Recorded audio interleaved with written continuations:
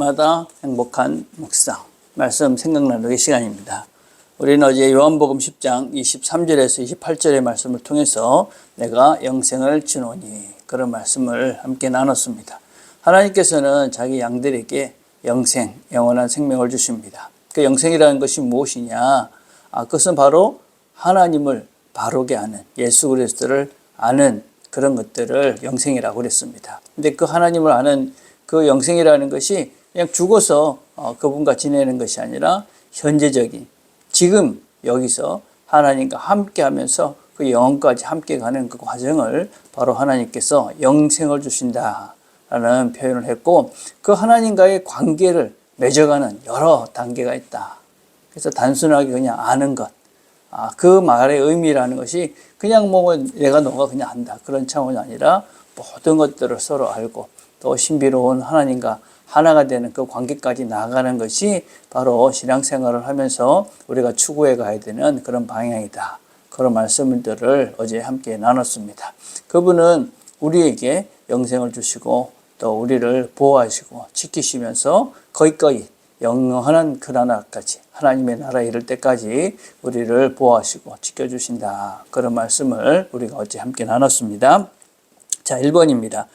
왜 하나님의 음성을 듣지 못한다고 생각합니까? 어떻게 하면 하나님의 음성을 들으며 살 수 있습니까? 우리가 하나님의 음성을 듣는다, 하나님의 말씀을 듣는다 하는 것은 단순히 어떤 소리를 듣는다 그런 개념이 아닙니다. 하나님의 음성을 우리가 듣지 못하는, 하나님을 제대로 믿지 못하는 가장 큰 원인은 하나님과의 관계가 부족하기 때문에 그렇습니다. 우리가 하나님의 음성을 듣는다, 하나님의 말씀을 듣는다 하는 것은 특정한 어떤 기술이나 방법이 아닙니다. 그것은 하나님과의 친밀한 관계 속에서 이루어지는 것이다 라고 할 수 있습니다.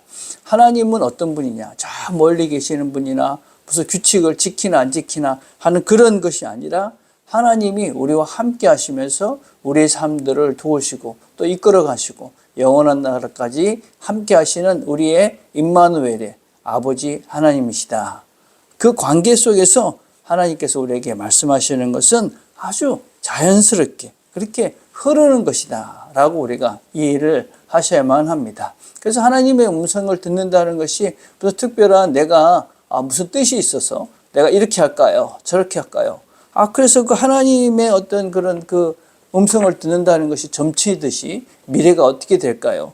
이런 쪽으로 생각을 하고 있기 때문에 우리는 하나님의 음성을 듣는 것이 뭔가 신비롭고 아주 특별한 것이라고 생각을 하지만 하나님과의 관계가 친밀해지면 친밀해질수록 우리는 자연스럽게 하나님의 뜻을 또 하나님의 음성을 들으며 살 수 있다라고 할 수가 있습니다. 그래서 하나님께서 우리에게 말씀하시는 것은 아주 일상적이고 자연스러운 방식으로 온다는 것을 꼭 기억을 해야 됩니다.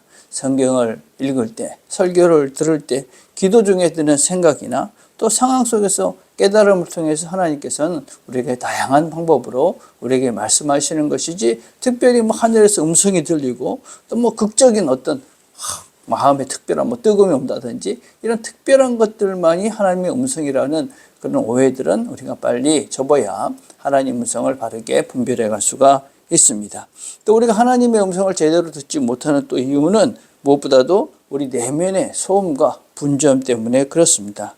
너무나 바쁘고 정신이 없죠. 그러다 보니까 외적인 소음뿐만 아니라 내적에는 불안하고 또 욕망과 두려움과 걱정 이런 여러 가지 것들이 우리로 하여금 하나님에 대한 하나님께서 말씀하시는 것보다는 다른 쪽에 너무 마음이 많이 가 있으니까 하나님의 음성을 못 알아듣는 것은 아주 당연하다라고 할 수 있습니다. 그래서 우리는 우리의 내적인 고요함을 먼저 찾는 것이 대단히 중요합니다. 그래서 중심이 무엇에 있느냐가 대단히 중요하죠. 그래서 우리가 하나님의 음성을 들으며 살기 위해서는 우리의 삶 속에서 우리의 마음의 중심을 하나님께 두고 하나님과의 관계를 회복하는 것에 우선을 둬야만 합니다. 하나님과의 관계. 그러니까 내가 하나님을 닮아가고 하나님을 원하고 하나님께서 원하시는 것이 무엇인지, 그래서 그런 하나님과의 관계가 우선되어질 때 하나님께서 말씀하시는 것도 우리가 자연스럽게 이해가 되고 듣게 되는 것이지, 그 하나님과의 관계가 없이 아무런 그 전에 하나님과의 특별한 그런 것도 없는데 갑자기 하나님 말씀해 주세요. 그건 우리가 알아들을 수가 없는 것이지요. 그래서 우리는 먼저 무엇보다도 하나님과의 관계를 긴밀하게 해라. 그래서 말씀을 여러분 묵상하고 또 기도하고 그러면서 우리 자신들과 하나님과의 관계가 더 깊어질 때 우리는 하나님의 음성을 점점점 다 잘 들을 수 있는 존재들이 되는 것이죠. 그리고 특별히 또 성경을 통해서 하나님의 음성을 구분할 수 있어야 됩니다. 성경은 하나님의 음성을 구별하는 기준이 되어집니다. 그래서 하나님의 음성을 듣는 도구이며 또한 기준이기 때문에 성경을 잘 배우는 것은 무엇보다도 중요합니다. 그리고 내면의 고요함을 훈련해야만 합니다.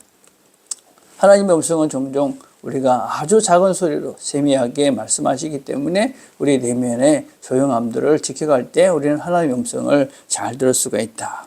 그래서 무엇보다도 우리가 하나님 말씀을 우리가 잘 듣고 그 하나님의 말씀 속에서 나타난 하나님의 성품, 하나님의 뜻, 그것을 먼저 이해하는 것이 중요하죠. 그렇죠? 그리고 하나님께서 나에게 말씀하신다라는 기대, 그리고 그것에 대한 순종의 마음, 그리고 우리가 일정한 시간을 들이면서 하나님과 함께하는 그런 훈련과 침묵의 시간들, 그리고 우리가 하나님께서 말씀하실 때 그 순종하겠다는 그런 순종의 자세로 우리가 하나님 앞에 설 때 하나님께서는 우리에게 말씀하시고 우리는 하나님의 말씀을 듣고 새로워져가는 영생을 누릴 수 있는 존재가 된다.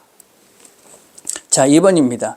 예수님이 우리에게 영생을 주셨다는 것이 실제 우리 삶에 어떠한 영향을 줍니까? 여러분, 예수님께서 우리에게 영생을 주셨다는 것은 죽음 이후의 삶에 한정되는 것이 아닙니다. 현재의 삶 속에서 경험할 수 있는 하나님과의 관계와 변화를 포함하는 것이다 라고 할 수 있는 것입니다. 여러분, 영생을 받았다 하는 것은 그냥 구원을 약속받았다 그런 것이 아니죠. 예수님과 지속적인 관계들 속에서 지금 여기서 하나님의 나라를 누리며 살 수 있는 존재가 되었다라는 것을 의미합니다. 그래서 무엇보다도 우리가 영생을 하나님께 주셨다라는 것은 여기서 지금 하나님의 임재를 누리며 하나님의 인도하심을 경험하면서 살 수 있는 존재가 되었다 하는 것입니다. 그래서 어제 들은 말씀대로 요한복음 17장 3절에 영생은 곧 유일하신 참 하나님과 그가 보내신 자 예수 그리스도를 아는 것이다. 그랬습니다. 그 안다는 것은 단순히 지적인 알미 아니라 관계 속에서 서로 긴밀한 서로 소통하는 그런 관계를 말한다. 그랬습니다. 그래서 예수 그리스도를 삶 속에서 구체적으로 경험하고 그래서 그분과 함께 이 길을 걸어가는 것이 영생입니다. 그렇기 때문에 우리는 하나님과 함께 하니까 안심하고 우리가 이 영생의 길을 영원한 길들을 바른 길들을 걸어갈 수 있다. 두 번째는 무엇보다도 우리가 하나님께서 영생을 주셨다 하는 것은 우리가 죄와 죽음의 권세에서 자유를 누릴 수 있는 존재가 되는 것입니다.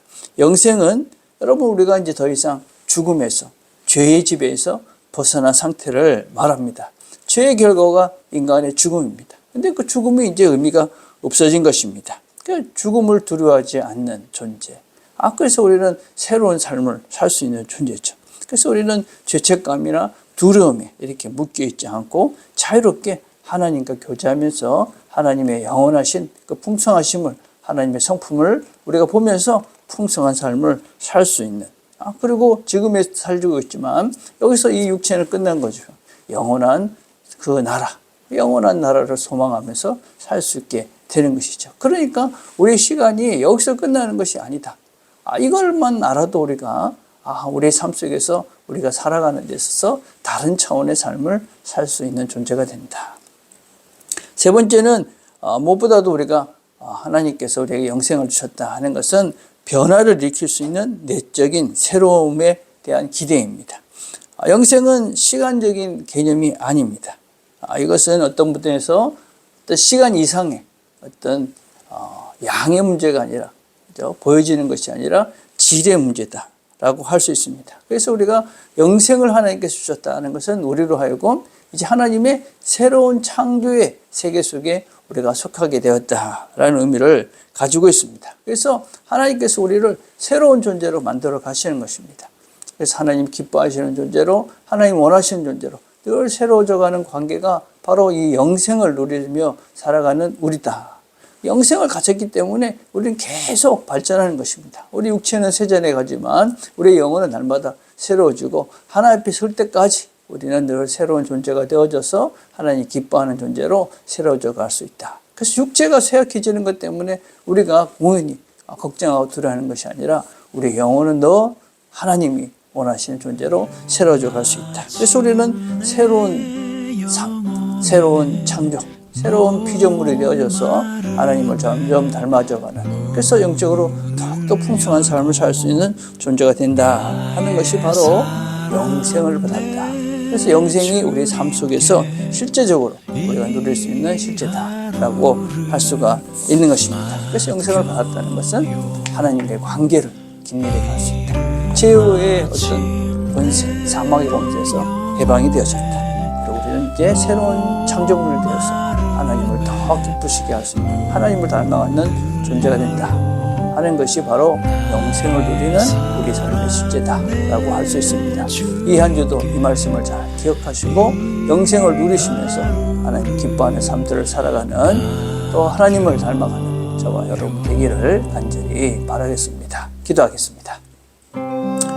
하나님 아버지 감사합니다. 오늘 함께 말씀을 들었습니다. 들은 말씀을 잘 기억하고 이 한 주도 하나님과 깊은 관계 속에서 하나님이 주시는 위로와 힘과 또 하나님이 주시는 능력들을 경험하며 하나님을 더욱더 사랑하고, 그래서 하나님의 사랑이 우리 안에 충만해져서 주님께서 원하시는 사람으로 새로워져가는, 사랑의 사람으로 새로워져가는 우리 모두가 되도록 은혜를 베풀어 주시옵소서. 예수님의 이름으로 기도드립니다. 아멘.